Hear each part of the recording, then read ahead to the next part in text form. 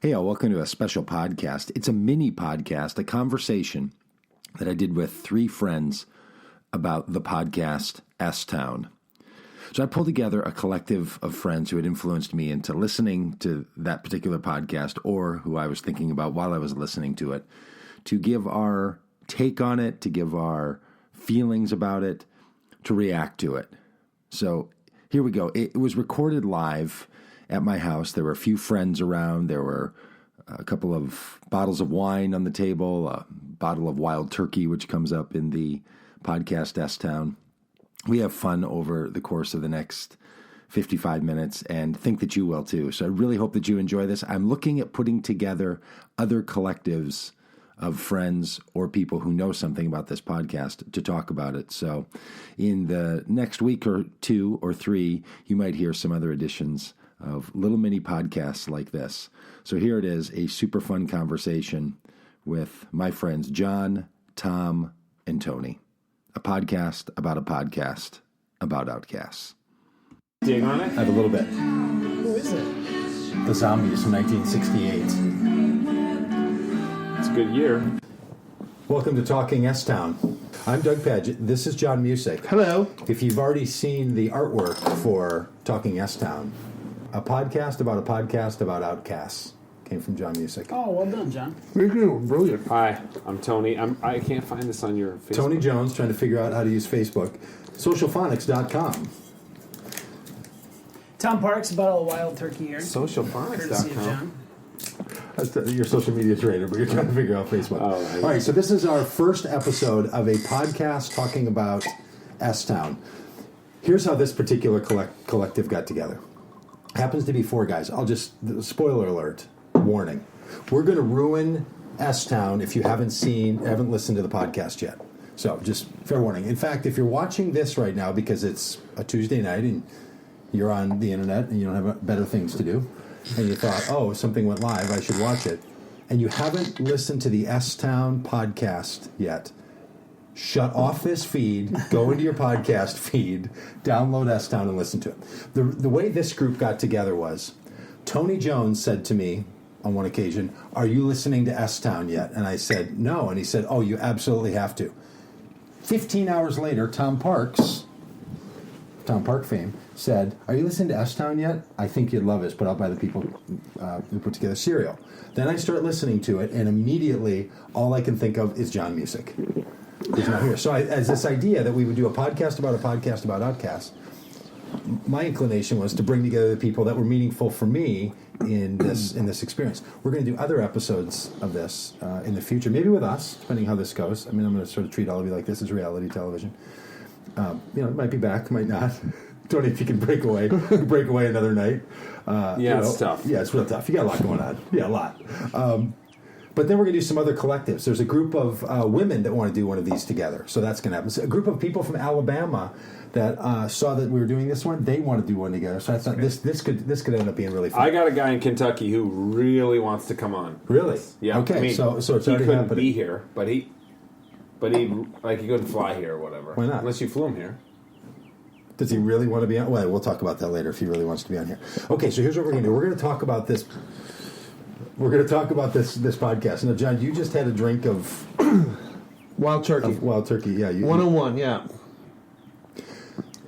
Tom, would you say something, or Tony, would you say something about why you thought other people should listen to this podcast? What is it that struck you about Talking S-Town? I thought it was a story for right now, I think, in a lot of ways. I think, for me, I've been thinking about the differences between living in a place like Minneapolis and a place like Alabama, and how there's people in both of those places that can connect on certain levels and also huge differences. That stuck out to me early on. Yeah, because I think you said something about like in this era, meaning like sort of the Trump division era, or like the people who inhabit those spaces versus the people that inhabit. Yeah, I thought there would be more political rhetoric. I mean, there's a lot of undertones of that, right? Like this main character, John B. McLemore, talking about his whole notion of the world, right? And I think But he doesn't like allude to what his political affiliation. So I don't know if there's anything there. Right. But he sort of makes fun of, doesn't he? Or next make fun. He sort of is anguished by the like young Earth creationist 5,000 year people that don't believe in climate change. Like he gives off a certain sort of like all of my biases of small town Alabama. Yes. He just takes those and is like, "You're right." Like that's what I feel like. Yeah, that's you like know? that's all true. Yeah. But not for him, right? So then it's Right. Tony, what were you thinking when you said people should listen to this? Well, I used to be a pastor. I don't know if you knew that. A long time ago. Yeah. And I always thought Youth pastor. Two people. youth and young adults. Just Youth and make young sure adults. where you were at in the economic scale of that. And I always thought, I always thought every pastor needs to have a theology of the oddballs. Like there were pastors at my church. I worked on a church that had multiple pastors, and we had some. You know, it was a pretty big church, so we had like multiple really quirky oddballs, and they show up at church meetings and they know point of order, Robert's rules of order, and they're you know the people who are just a little bit off, and churches, unlike a lot of other organizations, like you can't discriminate against those people. Come on, come all. Like that's the deal. And it always kind of irked me that some pastors really didn't like those people. You know what I'm saying? Yeah, right. They were just like, God, that guy's just a pain in the ass or whatever. And I'd be like, these are this kingdom of God thing is. So I've always, and then when we did the Emergent thing for a decade, you know, there were some real oddballs who were attracted to that and found... Like attracts like, my friend. Yeah, I mean, found a voice and place in that. Yeah. And so when I saw John B. McLemore, or when I heard John B. McLemore, I thought, he could have been an Emergent... I thought, if we had an emergent cohort, Alabama, Bibb County, Alabama. Yeah, if we had like an atheist Alabama cohort, he would have led it. So I love that he was just quirky and he was full of opinions, but also a total bullshit artist. Yeah, right. I love All right, that. so John, here's why I thought about you. Partly because I think John B. McLemore, who's this thing ends up being about, is really genius and also sort of quirky. Like he has a kind of wisdom or kind of smarts. And he's born in 1966, and you and I were both born in 1966, and we did this little, 49. When we were 49, we wanted to launch this podcast called the 49th Parallel. Yeah, it was great. It was great. How many episodes were there? I think there's 3. Was there 40? Was there all 49? Did we do all 49? They're not all published. Yeah, they're not all, okay. Yeah, well, they're not all public yet. Might have been 49 minutes.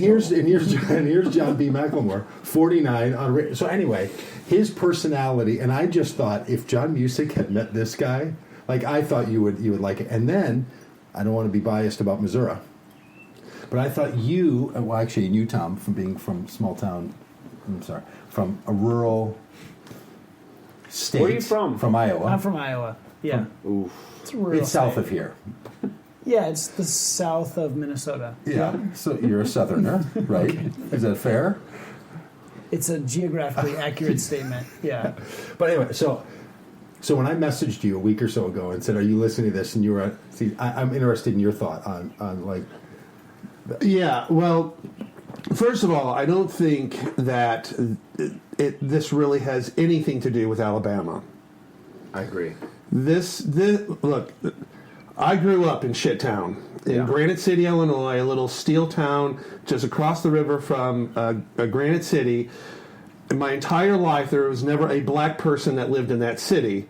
But you go over the overpass in Madison and Venice, and it's all black people. Yeah. Okay. Steel mills, that kind of very rudimentary thinking that really doesn't advance humanity very much.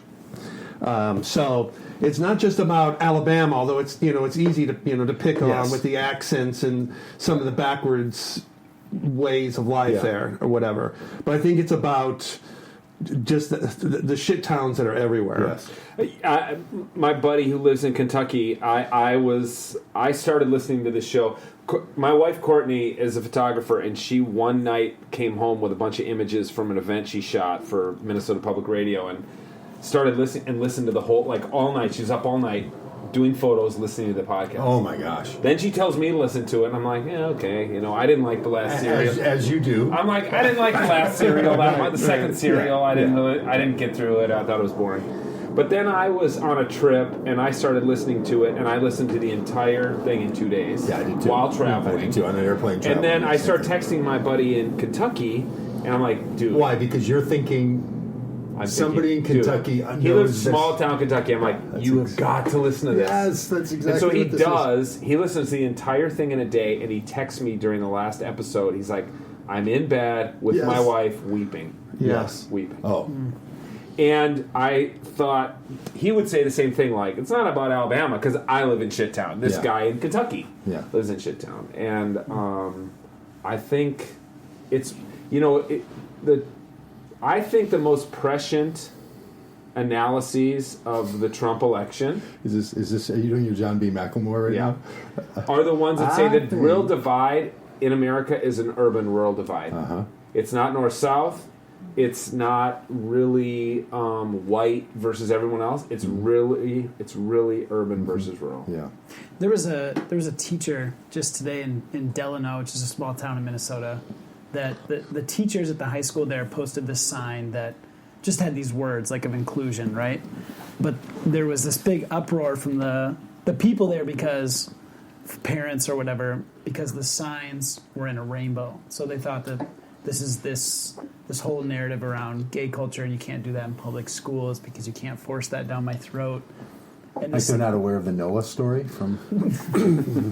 Well, anyway, all that to say, it made me think of this. Yeah, like I mean, you brought up the race stuff too, John, and just some of this narrative that gets into like you're in or you're out, and when everything is so homogenous. Yeah. How do you? Yeah, that's the part that? I loved about this was hearing this guy describe himself as being different from everybody else there, and as you meet these other characters through the course of the episodes, you start to realize, there's something similar, but all these people are really different. Like it's a real judgy thing to consider everyone in such homogenous categories, right? Like. They're all so intriguing and so interesting, and the family coming up from Florida, and all the people you meet, and the clerk at the county office, and everyone's sort of doing their thing. Like this is it felt to me like truly not Alabama, but it did actually make me want to go to Bibb County. I don't know if you guys thought that. Like I want to go. Of course, if I'm ever driving anywhere near, what was that? Woodstock? Yeah, Woodstock, Alabama. Yeah. I'm going to Woodstock, Alabama. Okay, so here's what I'm interested in all of you. Where did you three, or did you, see yourselves in John B. McLemore or any of the characters there? Was there ever a point where you were like, either shockingly aspiring toward that, or like you thought, I get that thing, like that is... I think one of the the success of S-Town is making people pause for 6 hours to listen to someone who is incredibly unsuccessful. And as a fellow polymathic, unsuccessful person, I could like if a reporter were to come to me and say, John, I want to hear your deepest thoughts about bullshit. Didn't a publisher once say that to you? Oh yes. I got the contract at home in a drawer. Big book deal. But I mean, to focus on this person who has all of these wide-ranging interests, and really, as you get to know this character, even though he's a character, like incredibly rich and caring person who happens to have just this variety of interest, that probably is what keeps him from being in society. Yes. Because he's just maybe too smart for what the world is. Yeah. Like in one sense, he's totally underperforming his capacities. And in the other sense, he's made himself totally out to be better than everybody else. Exactly. Like even the idea that he just lives in Shittown, Alabama, and why am I here? Well, who's going to take care of Mama? Who's going to take care of the dogs? Like that competition between I'm better than everyone else, but I'm still here because maybe this is the only place I could be, by which I feel better than everybody else. And to your question, the relation is like, in my personality, I like being that resource person in whatever job I'm doing that people can come to get the answer. Yeah. And so here, John B. McLemore, he's like a world-class expert on clock making and a lot of other, different things that really aren't accepted like in society as like, hey, I'm a success because I can fix this clock from the 1800s. Right. Tony, do you have a place, any character in there where you saw yourself? For sure, Brian Reed. The guy who made the podcast. Absolutely. As somebody who's fascinated by people who have a very different experience of America than I do. Yeah. And like I said, like I've always felt like I've been drawn to the quirky, kind of odd people. And that, I don't think you probably read any of my books, but in some of my books, No, I've read them. Skimmed through, flipped through them. Well, is there another way to read them? There have been there's times in these books. One thing I really like to do when I write is write profiles of really interesting people. Yeah. And one of the things that I've been doing lately and trying to parlay that into more things is like I go to these, I go hunting in these little towns in the Dakotas. Yeah. And preach at these little, I preach at this little church in Huron, South Dakota that had, when I preached there last December, it had 14 people in the congregation. Yeah. By the end of the sermon, how many were still there? Doubled. It had doubled. It had doubled. People were giving People were birth. calling. Children's sermon. Out. But then I hang out with this guy who's he lives in Huron, South Dakota, but he's a Chilean. Love it. Expat. Love it. Who's this crazy Marxist whose family was persecuted by Pinochet. But now he's a liberal Episcopalian. Respect. Who hunts with me. These are fascinating people. Yeah. Like, who would have thought this guy? Like, he's the one brown person in Huron, South Dakota. And so I thought, I really appreciated Brian Reed. Although I will say this. I don't think Brian Reed is above criticism for this, and I've read a lot of the online. I don't want to steal your thunder if you're going there. But I've read a lot of the online criticism of this, and I wonder. I am somewhat conflicted, but I also, I don't know that you said this in your intro, but S-Town has had over 40 million downloads, which is the most of any audio of any kind of all time. And it launched March 28th at 5 a.m. It's May 9th. So what? 1 month. What was 1 month it? and a what week. do you think? Well, I don't want to steal Tom's thunder to answer your question, but 40 million, I loved it, but 40 million downloads? There's only, that's insane. That is insane. That is insane. I don't know. I found myself as I felt great affinity to the collective of people in that whole world. Right. That it felt like the people I grew up with. Because John B. McLemore dies in episode 2. Right. Yeah, there's the spoiler alert. Yes. Okay, we're going to talk about that one in a second. Yeah, and then it becomes about all these other people. That's not how I would have structured this story. Yeah. Not at all. That was a good way I get to you about sucker punch the listener. Yeah. Oh, we're going to talk about that in a second, so hold whatever you're thinking about. Before we get to you, I want to... cracking the whip in the three-ring circus. Bringing up Brian already, I re-listened to episodes 1 and 2 a little bit ago, and I was just struck by how in that first episode, one of the first conversations he has with John, he's got to be, you can almost hear it in his voice where he's like, yeah, like he's really distant, right? Totally. From this whole thing. And then by episode 2, it's 4-hour conversations. Yes. Yeah. And as a reporter, you would think, how many times does he get stuff like this? And how many times does This American Life get hit up crazies? With these? You should do my story. And if not then, how many of the 40 million people are like... At least a year's worth, right? A long time since... So I thought Brian Reed, his willingness to stay with this story, along with all the other things that he's doing, was really remarkable. And when he's on the show here, we'll ask him about that. We'll ask him, what was it that caused him... Now that he's on Kimmel...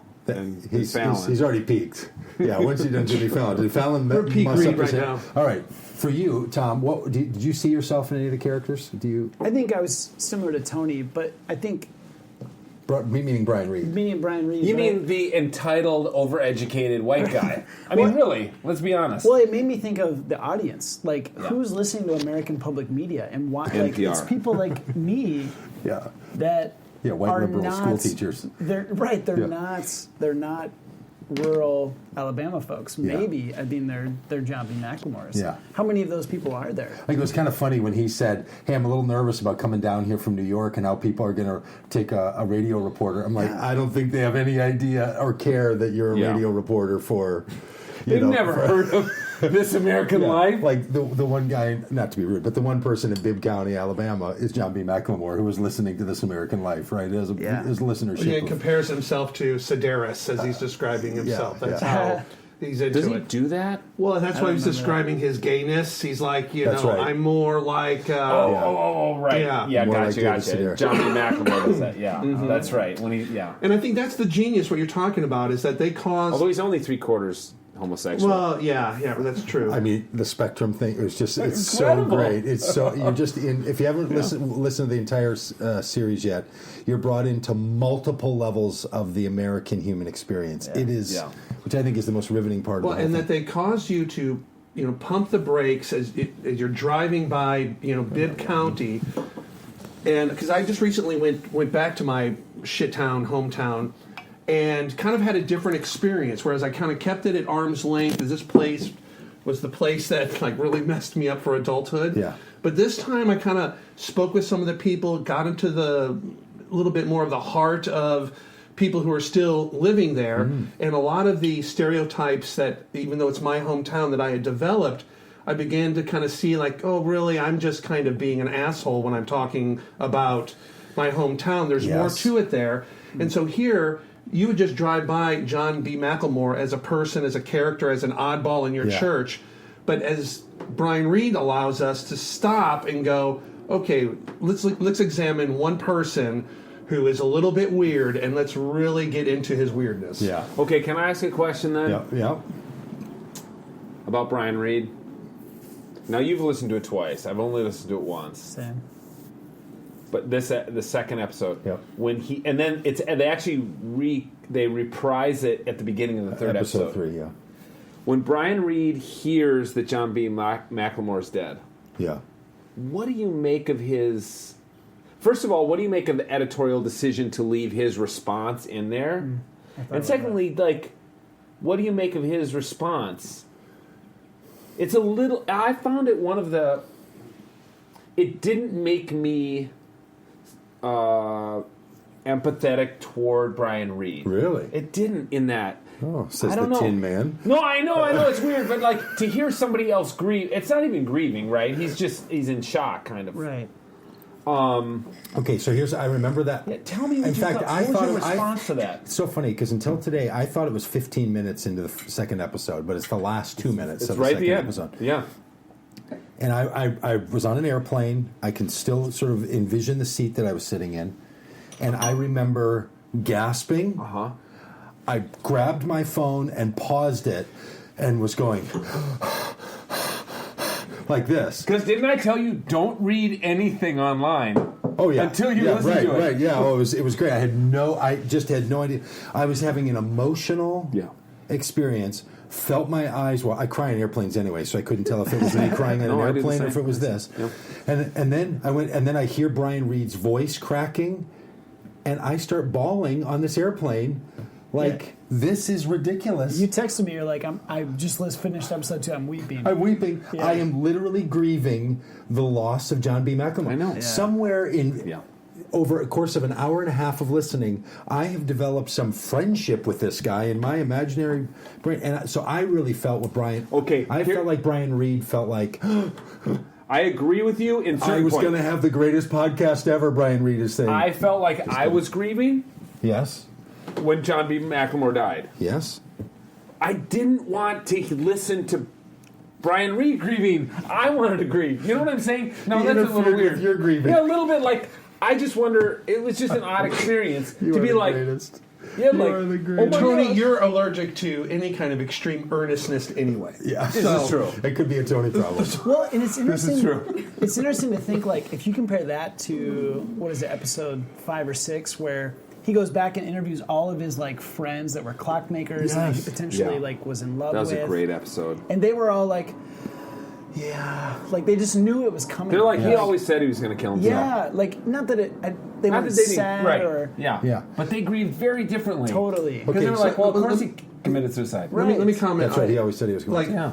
first of all, I reject any extra canonical information about S-Town. Oh. Wikipedia pages, any of that stuff. In fact, You until a mean week you ago, won't read it, or you just think it's all till a week ago, I thought it was all fiction. like the moon thought landing they'd and, make and the whole September thing up? 11th? So Brian Reed's response to me was just part of the play that I was No, listening you to. didn't really think that. Oh, absolutely, I did. Really? Yeah. Wow, you are a cynical bastard. Holy Oh, moly. I'm like, look, these okay. after Serial, these people are like, okay, Nice. What do we get the gotta puppet do? strings out, and we're going to lead these people down. Oh. Come There's on. drone footage of the Rose Of Garden course. Labyrinth. Of course there is, Tony. Look, for the Of course movie, there is. for the movie Vermiculite building Prometheus, number 7. Let me just throw that right into for the this movie conversation. Prometheus, they created a whole online world for the Weiland Corporation that totally backed up all the technology. So you and thought it was fake, but now are you in, or are you staying with it? It doesn't It's- really it's really unclear. matter, I guess. at Why do this you think point. they Do you picked think that it? about the Bible too? Like you think it was just too clear? You just think it was too on point.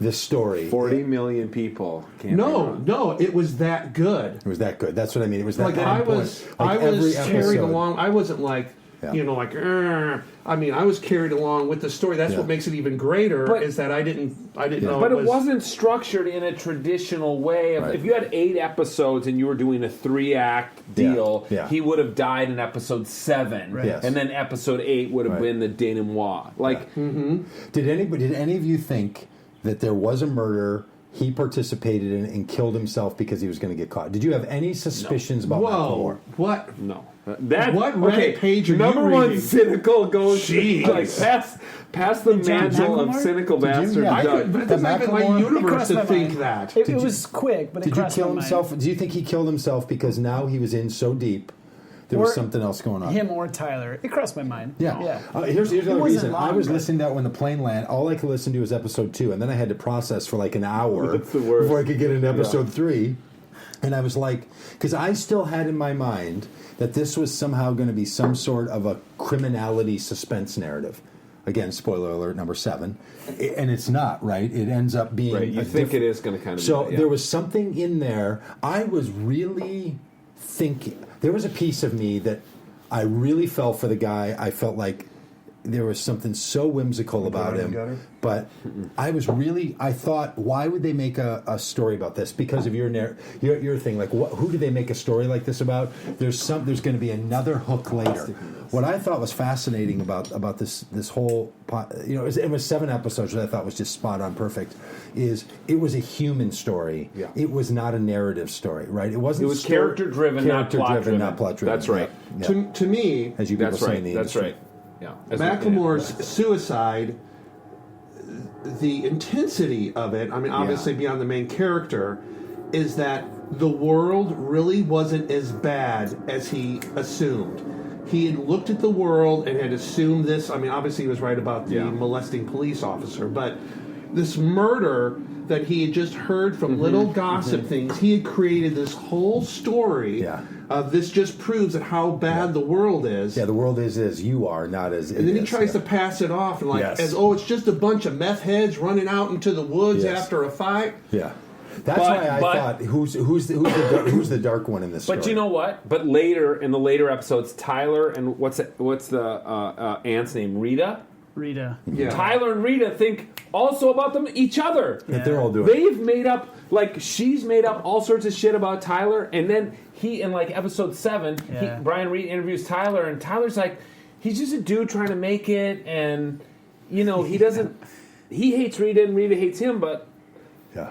I mean, that's like almost the second plot line. You don't think Rita's going to become Better Call Saul in this whole thing? Like, I'm going to Florida and following Rita. Right, like Rita is this one-dimensional black hat. Yeah. She's coming, and then he sits down with Rita after she finally, and she's like, no, she's just trying to take care of Grandma. And like, Grandma's doing a lot better now. Yeah.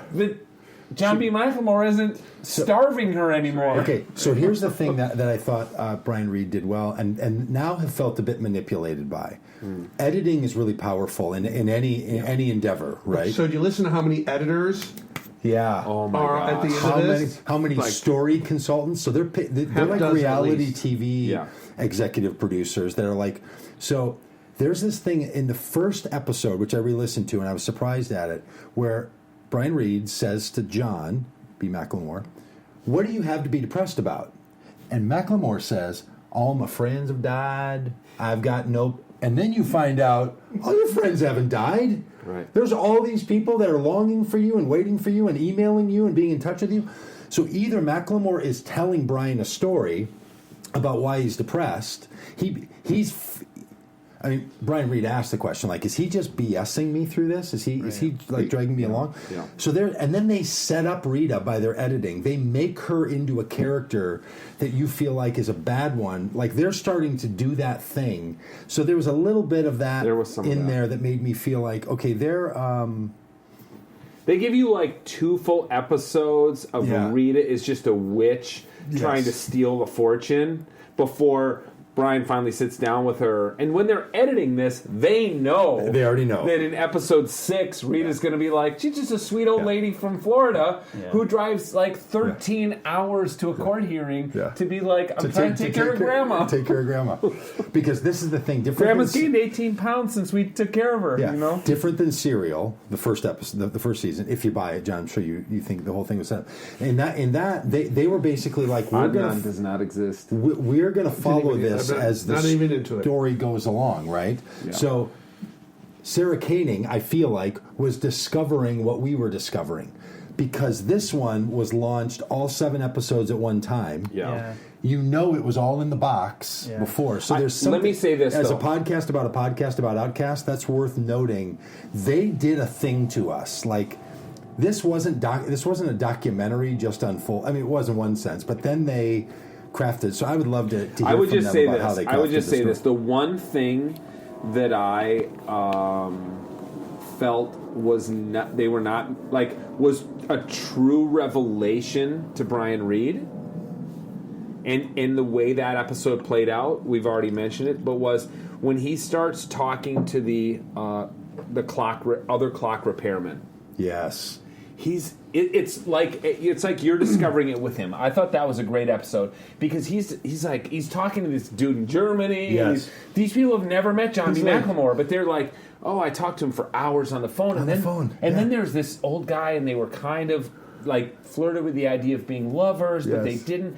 And you feel like, you feel like like Brian Reed is discovering posthumously who. Like I wonder John B. when McLemore Brian Reed realized there's a story here, and where those stories moved and changed. I chose not to, going into all this, read anything, watch anything about any of that. Right, just trying to go off my own experience without being filtered through all this. Okay, favorite episode? Do you have one? Was there a piece of it that? Do you remember all the episodes? Which was what the Just one that where whole the clockmakers all the clock repair people. Yeah, I love that episode. So episode 1 was the first one. If you keep your mouth shut, you'll be surprised what you can learn. Episode 2, Has Anyone Called You? 3, Tedious and Brief. Remember that? It was awesome. If anybody could find it, it would be me. When they're looking for all that money and stashed gold. Yeah. Oh my God! And he steals them. It's unbelievable. Nobody ever changed my mind about it. That's where Rita's bad. Since everybody around here thinks I'm queer anyway. I mean, that whole part of John B. McLemore's sexual life. Was that I the agree last with one? my buddy Kenneth Tanner, who just wrote The Orologists Change the Temperature in the Room of the show. I agree with my buddy Kenneth. Well, on that. Did you have a favorite episode? It provided an outlet to where you just didn't have John B. McLemore and Reed and Tyler and the crazy townspeople's perspective on McLemore. you got to see like some other people who were outside, Yes. who had no reason to be like odd people, who knew him on this kind of more professional level as this true genius Yeah. at this craft. Yeah. Tom, did you have one struck you? Or any piece of it that you're remembering? Maybe you can't remember what episode it was. Yeah, I mean, I was similar to the one where they talk about his sexuality. That one stood out to me. The last one, I just lost interest in. Nipple piercing? No, You're not yeah. into nipple piercing? I just kind of lost interest. At that point, I It just was sort a of little bit like, of a denouement on that one. I agree with you. I was just sort of done. I don't know if anybody else was there. Oh but my gosh, that was I was going to say that was my favorite episode. man, I couldn't even finish it. I thought Brian Reed was a little bit like, it's so scandalous. He hated tattoos. He was actually tattooed. I thought, I agree. I thought, of all the things you've revealed, Really? the fact that he got, like, he was very troubled. But I think it's episode 7 that's caused a lot of the that his backlash. pain was so deep that he got addicted to the pain narrative, started to explain why he needed. Now, maybe this is Wild only turkey. because I listened to episode 1 again. His commitment to nothing being good starts to play out, where you start to realize, the depth of his personal pain, I thought, is what came out in all of that in all of that last episode. That whole idea that you're beginning to figure. The title of it is "You're beginning to figure it out now, aren't you?" Like that idea that That's the title of the last episode? You're beginning like I really thought that was the one. You're beginning to told- lose me now would be the more apt title for Tom. That's right. That's right. This would have been. I'm a 6-episode guy. You know, I kind of thought that when I would hear the commentary about Macklemore's sexuality, I thought, okay, is this NPR just trying to thread the needle to make this the most empathetic, to where, you know, he's not like fully committed to his homosexuality Because he lives in Alabama. because he lives in Alabama, right? That there was maybe a little preaching happening. Oh, I thought in so that. tue. I think so too. you thought it was a little And heavy-handed. I'm not like dogging that. I'm No, just but saying I mean, there's that's part of storytelling. the online backlash you have not read. Yeah. Is that Do people say these- bad things on the internet still? I haven't been following that. Do people still do that? Did they ever? Is that still a thing? I have no experience with Because that. you know what I should do is wouldn't know. put a lot of energy and effort into what people I say don't know, on I the just have internet. dial about- up, so it's too much work. No, but these aren't just people on the internet. These are like, journalists, Sure. like people reviewing Right. who might Who have- review TV shows. Now they're like, shit, we got to review podcasts Yeah. now. What are we gonna? How are we gonna? How are we going to knock these guys down a peg? Yes, yeah. Look, if you're a critic and you're not commenting on the podcast that gets 40 million listeners, You got make yourself relevant. Exactly. Okay, well, Performing. if you're Right. not starting a podcast about a podcast, you're not relevant. Oh my god! If you don't think so, if this isn't Seinfeld, I don't know what is, baby. We're super meta. I actually haven't read any of Well, that here's stuff. some of the Me neither. backlash is So, some people like their internet drama. that people that these guys, in an effort to do another serial, which Yes. is very Rita. very dramatic and even melodramatic, Yeah. that they dug too deeply into the life of a guy they should have known They when knew. he started phoning them. Yeah. Had a mental illness / personality disorder, and that by driving so deeply into his life, he committed suicide, knowing that they were digging up dirt on him that they were going to air, and he regretted ever calling This American Life and saying, Oh, boy, "You there's should a- investigate Wow. my shit." There's Tom." a Building 7 kind Well, of no, I'm conspiracy just theory. saying Call it's Steve not Schubert. it's not invalid. As some of our studio audience, you can read the Hey, can you guys applaud the three of you, the Trinity over there? You can Thank you for that. can see in our studio audience that there's some agreement because None of them have listened to the podcast. They're losing interest now. because They're in look, episode okay, 7 then let me ask themselves this. Let me ask this. Pulling back on it, okay? It's hillbilly porn, Yeah. just like Yeah.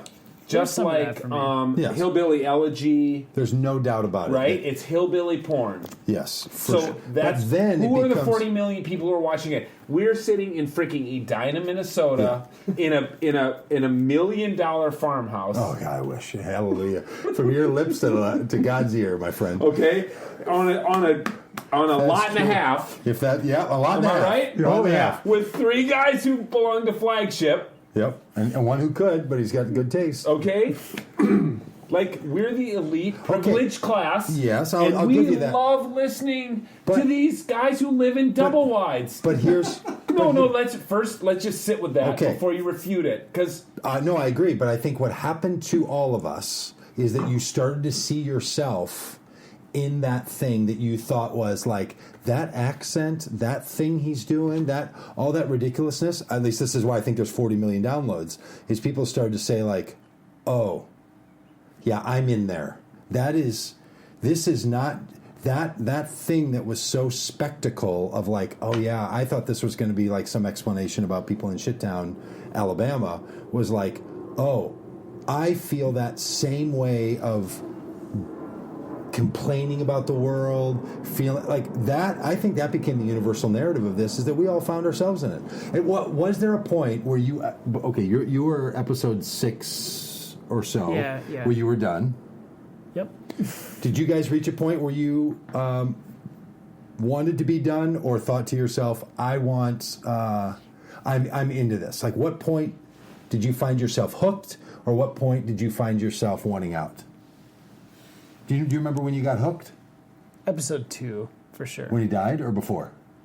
Just before that. Did you fall in love with him before he died? Were you like, I love this guy? I was similar to Tony. I was kind of ambivalent to that whole. I remember thinking a lot about. He probably wasn't Brian much of a Wade's hero reaction. at that point. Yeah. No, I'll tell you this: I was super sad when he died. Sure.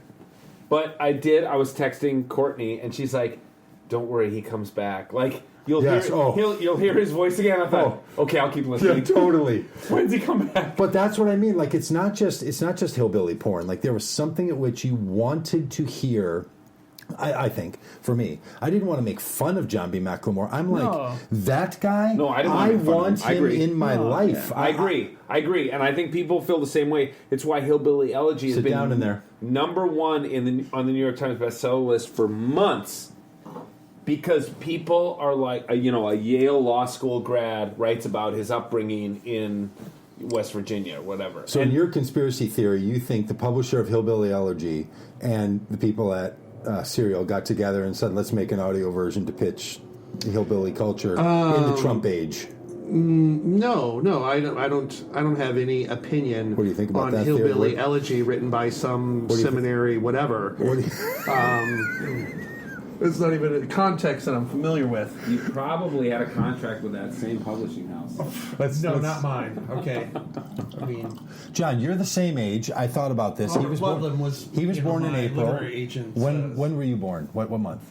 June 1966. He was born in April. You were born in June. I was born in July. Did you feel any particular connection being Well, when you mentioned how, like when Reed asked him, "Why are you depressed?" You mentioned something else about all of his friends have dying. That's what he said. Yeah, in episode 1. He also said, I have spent 40 years in Woodstock.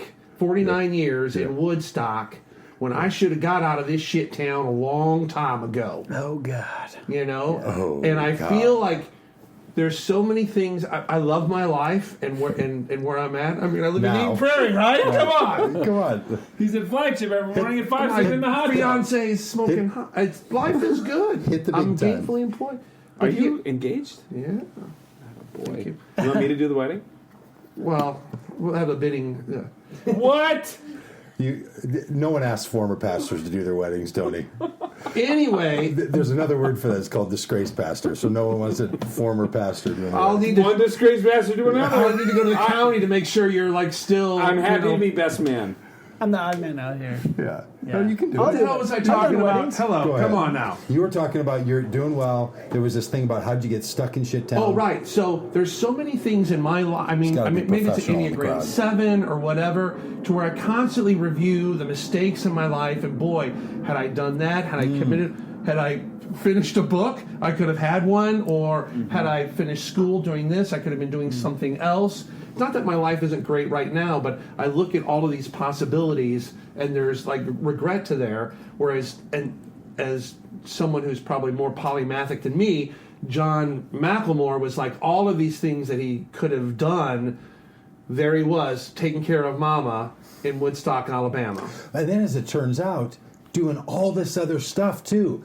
Kind of falling in love with the county clerk, Yeah. flirting with this other guy on the phone. Like, This guy was a full-time phone, email, conversational. Like, he must have been talking all the time. all the time. Because people would couldn't say, stop, I would have couldn't stop. 4-hour-long The conversations. number of with him. people who would say that, and his ability to just kick in and do that thing that you start to see. So, did you ever, when you were listening to it at all? Because I came from Golden Valley, which is not a shit town; it's a Golden Valley. But Your valley is made out of gold, dude. It's more like a turd with rolled in Black Hills gold dust. I'm going to cut that out of the podcast for your well-being. Yeah. But I was raised in an apartment complex. What? These were the kinds of people Yeah, that you I had knew a and pool at your understood. apartment complex. We did Let's have be a pool. clear on this modest upbringing. We did. No more. We did have a pool, but I knew this kind of people like that. So I really felt. And when he was talking about feeling trapped, especially in the early episodes, before you realize, oh no, this guy is like a world-class clock fixer. Me? Hello, clock fixer. Season 2. That's So, what you should. I think you're- Should I take that out of the podcast? I think you're true on both accounts, but go ahead. I'm leaving that in there. Sorry, Mason. You start to realize he had lots of choices in his life that he wasn't. But the feeling in the early episodes that someone was stuck was panic producing for me. Oh, sure. Did you feel that same thing as a Granite City 49, 50-year-old and Yeah, absolutely, and especially like going back recently to my shit town and meeting with a couple there that were friends, high school friends, and because I'm like, nothing ever happened to these people or whatever. Like, she's got her master's degree in psychology and is working for the state doing something with education. He has his master's degree and was like a steel buyer. This is like $100,000 a year. Like, these are not people who let that town, but yet they're still there. They're still part of the fabric, doing these jobs, working in this bar with these massive educations because this is their life and they're okay with it. yeah. There was a whole piece, though, about, like, this is where I liked episode 7, is when they talked about, like, what if all of this stuff in the last, because I feel like there was kind of two stories. There was, like, all of his life, and there was things that happened, and he chose to be there, and he could have left, and he has this brilliant mind, and he can work really, he had these amazing skills to change things with clocks and engineering. But then there was this, like, the last, 1 to 2 years of his life. And it felt like there was this like thing that kind of clicked. Something happened. And switched. Like, got the tattoos, got the nipple piercings. Yes. They talked about like the gilding of whatever this metal was over the course of however long that was just messing with his brain. Right? Like, he had that. Like, that was the one part of episode 7 I liked. I was like, whoa, that's... Maybe that's what killed him. Okay, That's elephant. crazy. Okay, no, Let's hang on. talk about Elephant in the Spoiler room. alert. Let's There, talk right. about elephant in the room. It's mercury poisoning. Stop eating fish, people. All of you. My God, or you're going to go down just like he did. Good God. But they pitched that his particular work caused him, doing his particular kind of gilding, caused this poisoning of his brain so that he was like a victim of his own craft. Yeah. What'd you think about that? So, in the prequels to Star Wars, Yes. Lucas sets up that the Force Nice. is not some spiritual, mystical, nebulous thing. Yes. But it's actually this organism of these creatures called Wow. metachlorines. And they come in and kind of possess your bodies. You're the host. Yes, like a- And it's through these metachlorines that you have these powers. Anybody who's into Star Wars thinks that's total BS, okay? Nice. So in a sense, because Lucas Nice. just hated anything spiritual. So in this sense here with this story, I think the Mad Hatter's disease is kind of a way to let him out to, maybe he just wasn't a normal troubled person who had a genius IQ, but maybe he had this affliction and that's why he was so down and all of those things. And when that started to come up, I was a little like, wow. okay, this is, The anti-mercury guy. I He's the totally agree with anti-mercury John. guy. I totally agree with It's John. deep. They eat a lot of fish, both of them. thought that Fish if there was Pescatarians.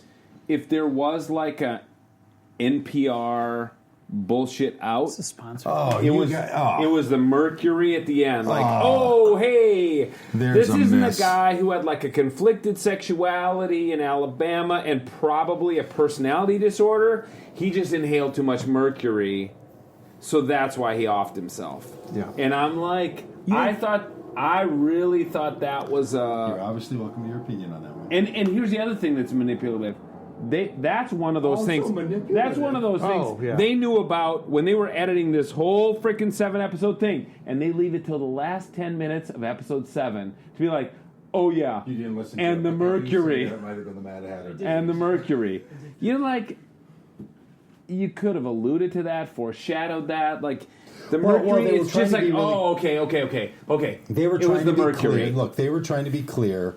We don't know. Here's a thing. This is a theory. This is also in there. That's how I felt too. Yeah. It's I don't think they it's were. a little Oliver Stone. No, I I mean found it a little how they Oliver told it. Stone. I agree.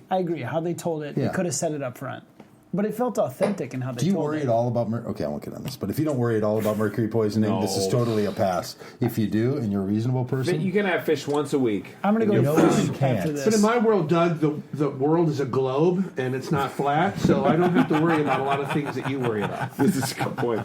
I have to go record another podcast in about 5 minutes. yeah, okay. What else are you doing that you should tell us about, Tony? Too many things. All right. Too many things. Last thing, when you write now tell people about this podcast. What do you tell them about? Tom, you go first. Well, I thought of my brother. I told my brother about it. He came out when he was 28, 27. Yep. At least to most people. I think he came out to others before that. But I told him I think you should listen to this in terms of the Southern experience. And he lives in Because he's from Iowa too. DC. Yeah, but he lives on the East Coast, and it's different out there. I missed that part. That's yeah. okay. Just DC's go. kind of Just south. keep going. It's southern. Kind of the yeah. south. Thank Yeah. you. No, Okay. but so you were seeing a southern gay narrative. I think maybe because that was my favorite episode. Yeah, and I was Yeah. just curious his take on that. Tony, you have a You know have a what? takeaway I mean, from this? back to something you said earlier. I think we've underplayed something that I want to say as explicitly as possible. I think John B. McLemore, based on what you find out by the end of episode 7, was a true off the charts genius. Genius. Like an IQ at the ceiling IQ. Yeah.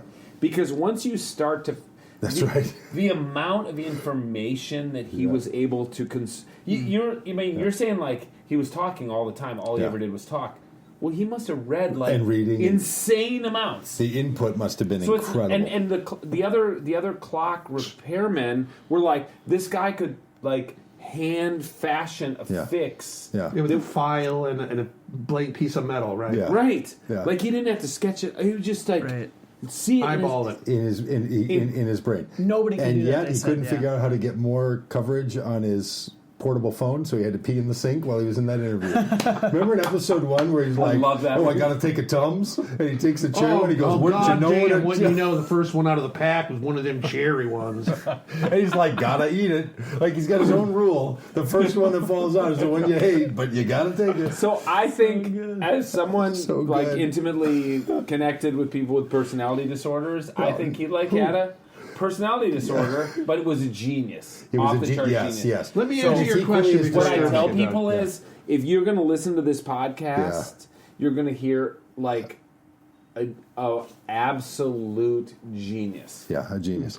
What do you tell people? Okay, so I think, I don't understand your question, but what I'm going to talk about is that I think the MacGuffin, we know what a MacGuffin is, right? I'll Say it again. give you people a second to For those who don't Wikipedia that. know, yeah, Wikipedia. Okay, so it's like the suitcase in Pulp Fiction, right? The MacGuffin is, where the hell is the buried gold? Because a part of the story, I have no idea what you're talking about at this point. I'm with you. the part of the story is the treasure hunt. Yeah. After for sure. he died, where is the gold? Rita wants the gold. Rita wants where's the the gold. gold? I see. Tyler wants Yeah, the gold, yeah. and now Was there any gold? the Kai company owns. Yeah, because the lumber company. But I mean, Yeah. the irony And that maybe- what calls them down is that family is in a cover up of a murder, Right. and they end up getting all the land. And maybe the town clerk didn't call people and tell them because she was in cahoots with the people trying to find the gold. Yeah. I mean, this is now where I believe you, John, that this is all a made up story. At some point, they're going to come It's out and the be moon like, landing in a studio. "Really? You think there was Well- a guy named John B. McLemore?" Well, Ladies and Tyler's gentlemen? like, well, Yeah, can, the can you biggest turn hoax off? of Can NPR you turn history, off yeah. the tape player for a second? I'm Yeah. going to tell Yeah. So Reed turns, and so there's this whole manufactured That's thing. Like true. Tyler's like, yeah, I actually found the cache of gold, but it's all off the record. Yes. Or else, why would he Like turn Tyler's it off? that savvy. Why would it. he say turn off the tape recorder? I don't know where the hell the gold is. Yeah. Why- Right. So it makes you Very believe true. that. Yeah. So On the two buses he pulled off there. full of gold. Well, gentlemen, thank you. I'd love to see what this feels like with another group of people, but I'd rather not talk shit town with anybody other than. Oh, Doug. Doug. Thank you. That's Thank so you. Do you have a sweet. Don't- golden? Actually, there's some other people lined Don't up. drink I'll any say this. bleach. Do you have a Good golden idea. golden penny for us that we can take? That's great. So yeah. it's a dime, motherfucking gold dime. I mean, don't you just at times just want everything, like you're watching something on the news or somewhere and you're like, if they could do this in the style of John B. McLemore, this would be way better. Oh, for sure. Can you do an out for us in the style of John B. McLemore? Sure. Well, I just want to thank you all for coming and listening to this podcast. I mean, we all know the government's watching us, right? And listen to every word we're saying. So let's not even pretend that's not happening, okay? But that's okay. I got things triple encrypted, so they'll never find out. You can come and look for it, whatever. Stay tuned for the next episode of Talking S-Town. Thank you, guys. Make that thing go away. All right, he says.